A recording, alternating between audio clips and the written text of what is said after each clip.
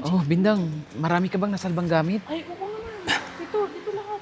Eh, Dito naku, lahat ako, ng mga konti lang eh. dokumento. Kasi nagmamadali kasi kami. Alam mo, ang lakas talaga ng lindol, ano? Kaya nga eh. Tsaka alam mo ba, yung tubig namin dun sa tabing, di ba sa tabing dagat yung bahay natin, yung tubig biglang tataas, tapos biglang bababa. Nakakatakot, no? Kaya nga eh, mabuti na lang talaga at dito tayo nag-evacuate sa barangay hall kasi at least di ba safe tayo dito. Tsaka, Ah, di ba yung barangay tanod dyan? parang barangay tayo to. Magandang hapon po. Kuya, Ano po yan? napakadelikado po kasi ng sitwasyon namin dun sa bahay. Alam niyo naman po yung nangyari na lindol, di ba? Eh, pwede po ba na dito muna kami sa barangay hall mag-stay? Mag-evacuate? Teka lang, sir. Wala namang abiso si Kapitan na pwede kayo mag-evacuate dito. Oh, Eh, bakit hindi po pwede? Eh, di ba open naman po to para sa lahat?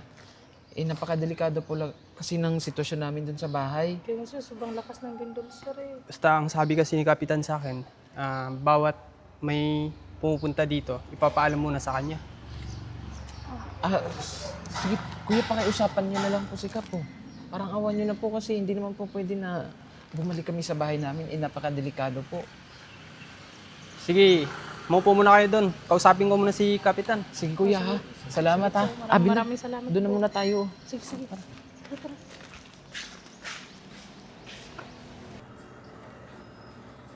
Kap, Oh, ano yun? may dalawang badyo doon na gustong mag-evacuate sa evacuation center natin. Badyaw? Oo. Teka lang, hindi pwede yun. Eh, alam mo naman, darating yung mga kamag-anak ko. Tsaka yung mga kaibigan ko mayayaman. Tsaka yung mga yan, wala namang maitulong sa akin yan eh. Yung mga kaibigan ko, yung may mapera, nakakatulong yung pag tumakbo ko sa next election, di ba? Tsaka yung mga yan, naku, ang babaho niyan eh. Amoy tae. Grabe ka naman, Gap. Di ka ba naawa sa dalawa na yun? Alam mo ba, may dala-dala pa silang mga bag. Tsaka, sabi nila, delikado na daw doon sa lugar nila. Wala akong pakialam. Kahit dalhin pa nila lahat ng gamit nila. Ano? Naawa ka? Di naman sa ganun, Kap. Kung naawa ka, di sumama ka sa kanila. Visit na buhay ito ah. Mas mabuti pa, Kap. Kayo na lang kumausap. Yun ako lang bahala. Yatid mo na sa tuktok yung mga dalawang yun ha. Sige, Kap. Alis na ako. Pabigat lang yan sa barangay. Ako, Bindang, mabuti na lang talaga at nakaalis na tayo dun sa lugar natin. Kasi kung hindi, baka mamaya, nako, napakadelikado ng lagay natin dun. Marami ka bang damit na dala? Ay, oo, mabuti na lang at may nadala ako. Hoy, kayong dalawa. Ay, Kayo ba yung Kap, bagyaw na sinasabi ng tanod ko? Kap, magandang hapon po. Magandang hapon po. Kap, kami po yung nakatira malapit sa dagat. Eh, lumipat po kami dito sa barangay hall. Kung pwede po ba dito muna kami mag-evacuate, Kap? Kasi kailangan po kasi namin na maligtas yung sarili namin So, ano? eh. Kahit pa samantala. Saka kayo magpapaalam pag nandito na kayo, ha? Ba't di kayo nagpaalam din kanina sa office? No choice po kasi kami eh. Kap, parang awan nyo na po kasi hindi naman po pwede na manatili kami sa bahay namin. Nag-aamba po kasi. Wala akong pakialam. Alam mo, dapat yung mga katulad nyo, dapat inanod na ng dagat. Tsaka yung mga upuan na dito, ha? May naka-reserve na. Darating yung mga kamag-anak ko mayayaman. Pupunta rin sila dito. Kap, hindi po po. Para naman to sa lahat. Para naman po to sa lahat, Kap. Di ba, residente naman po kami dito. Hoy, yung mga katulad yung mahihirap, dapat hindi priority yung katulad nyo. Kap, malaki naman po tong barangay hall nyo, Kap. Pwede naman po siguro kami dito. Mapupuno yan lahat. Darating din yung mga tropa ko mayayaman. Kap, paano naman po kami? Kawawa naman po kami. Hindi naman po kami pwede So na... ano, ibigyan mo pa ako ng problema, ha? Ayun po yung kapitan dito. Normal naman na pumunta kami dito eh. Presidente naman kami dito ah. Normal, ha? Bobo ka ba? Ibigyan mo pa ako ng problema. Ano? Para mabigyan din kayo ng ayuda. Yung ba yung gusto nyo? Ganun kayo eh. Kap, parang awan nyo na po. Wala na po kami ibang mapupuntahan. Tsaka, kailangan din po namin ng ayuda, Kap. Wala po kaming kakainin eh. Kayong dalawa, kahit umiyak pa kayo ng dugo, hindi ko kayo pipatuloyin dito. Alam mo, dapat di na kayo pumunta dito. Binantayan nyo lang yung bahay nyo. Kap, Sanay naman kayo dun sa tubig eh. Kap, nasa balita po, Kap, na nag-aamba po yung tsunami dun sa amin.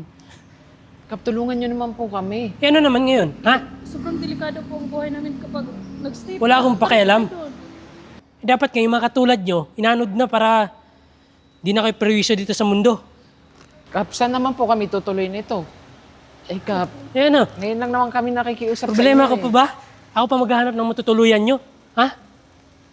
Tsaka itong kasama mo, kahit maanod to, pwede mong gawin sa babida. Ito ang laki ng katawan. Malamang lulutang yan eh. Kap, wag naman po ganun, Kap. Eh, yung mga kamag-anak nga mo namin, hindi pa nakalikas eh. So, ano po ibig sabihin nito? Pati po ba yung kamag-anak namin, hindi din po pwede dito? Hindi nga pwede, di ba? Kung gusto nyo maghanap na kayo ng paraan, pumunta ka sa bundok. Eh, Kap, bakit yung mga mayayaman lang ipapayagan ninyo, tsaka yung mga kamag-anak nyo? Binoto ka nga namin nung nakaraan din eh. Sa tingin nyo ba? Kahit binoto nyo ako, magkakautang na loob ako sa inyo? Kapal naman ang mukha nyo. Sige na, umalis na kayo. Wala rin kayong may ambag dito eh. Ano na, Bindang? Wala tayong magagawa eh. Ito, ang asim-asim mo pa. Mauna na po kami. Ang pabigat lang dito sa barangay. Yung isang taba pa, malakas siguro kumain nun. Ang silbi talaga.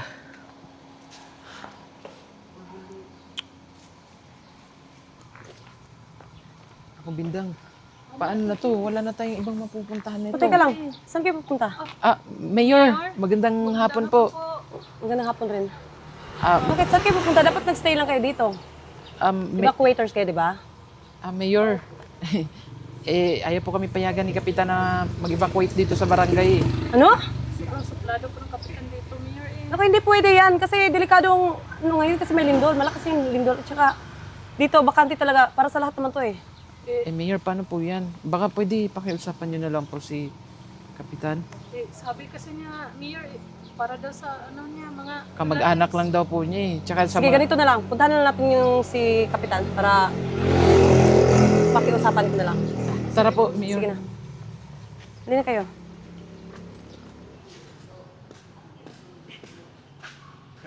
Ah. Yun na pala yung mga upuan.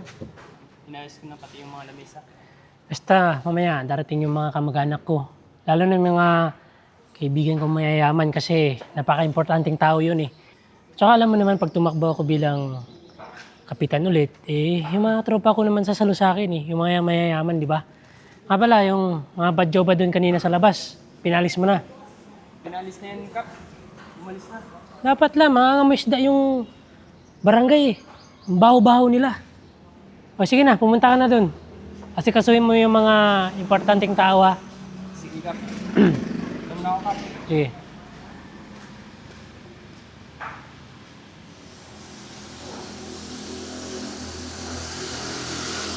O pare. Oo, naka-ready na dito. Tsaka mag-ingat kayo ha. Eh, alam mo naman, malakas yung lindol ngayon. Oo. Sige pare. Basta, pagdating nyo dito, may mag-assist agad sa inyo. Sige. Kapitan Francis, good morning. Mayor. Ano tong sinasabi ng dalawang evacuators na ano? Bakit Hindi mo po? sila pinapatuloy dito? Totoo po. Dapat sa mga... Mayor. Pagpasensyaan nyo na po. Puno na kasi po yung barangay. Hindi pwede yan, Francis. Maluwang pa. Tsaka wala pa masyadong tao. Hindi, Mayor. May naka-reserve na po yung mga kamag-anak ko, mga kaibigan ko. Dito po sila, pupunta po yun sila mamaya. Uunahin mo talaga yung pamilya mo? Eh, nandito na sila eh. Mayor naman, natural. Malapit po yun sa puso ko. Ito Mayor, hindi ko naman to kilala eh. Tingnan niyo po, Mayor. Ayaw po niya kami dito kasi hindi niyo po kami kamag-anak. Namimili po si Kap, Mayor. Mayor naman, bakit ba natin uunahin to? Wala naman yun maitulong sa atin ah. Ganyan ba pag-uugali ng isang kapitan? Isang leader na hamak na pinipili yung, inuuna yung pamilya kaysa sa ibang tao? Ganon? Ka, Francis, alam mo sa mga pinanggagawa mo, madali kang palitan. Teka lang, Mayor. Paano nyo naman ako papalitan eh? Kahapon pa kasi pumunta yung mga kamag-anak ko dito eh. Alam mo naman, bago nangyari yung lindol, may news na agad, di ba? Yung mga to kasi pabigla-bigla lang pumunta. Nagwa-warning na nga, di ba? Kasi delikado ngayon. Tsaka itong dalawang to, ayan, may mga bitbit na. Inalabas mo pa talaga. Alam mo, sa tingin ko, dapat ka na matanggal sa pwesto mo eh. Mayor, Ano? teka lang po. Tama lang po yun, Mayor. Mayor naman. Kung gusto niyo, pwede natin po pag-usapan to. Hindi. Simula sa araw na ito, Francis na ang tawag ko sa'yo kasi hindi ka na nababagay sa pagiging kapitan. Masama ang pangugali mo. Hindi dapat ganyan. Mayor, Ang leader ay marunong umunawa sa mga tao. Mayor, naintindihan ko naman po yung sitwasyon nila, pero nakipag-usap na po ako kasi sa mga kaibigan ko eh. Alam mo, hindi pwede yan. Nakakaya, Mayor, kung ipapauwi ko pa sila, di ba? Umalis ka na, Francis. Tatanggalin na kita bilang isang kapitan dito. Hindi, Mayor. Kung gusto niyo, humingi po ako ng sorry sa kanila. Wag na! Ma'am, sir, pagpasensyahan niyo na po yung... Manahimik ka na po. Kanina yung tawag niyo sa Hindi amin, ka po namin- Badyaw. Tsaka ngayon, nag-mom-answer ka na. Oo nga. Hindi ka na namin kailangan kausapin pa. Umalis Sige na lang po kayo. Sige na, Francis. Kung ayaw mong tatawag pa ako ng polis. Hindi na nababagay sa'yo. Alis! Ano ka ugaling kapitan na to? Mga... Mayor, maraming salamat po. Salamat po, Mayor, ha. Kung gusto nyo, ganito na lang. Baka hindi kayo komportable dito, sa bahay na lang kayo. Okay lang po sa inyo, Mayor? Ano naman? Okay yun. Maraming Kasi parang pagkain doon. nababahala na talaga kayo. At saka, mamaya, dadami pang mga tao dito. Ano? Tara na. Talaga, Mayor? Sige, Sama okay po lang kami. talaga. Oo. Malaki yung bahay namin. Salamat po, Mayor. Maraming salamat po. Ayun na.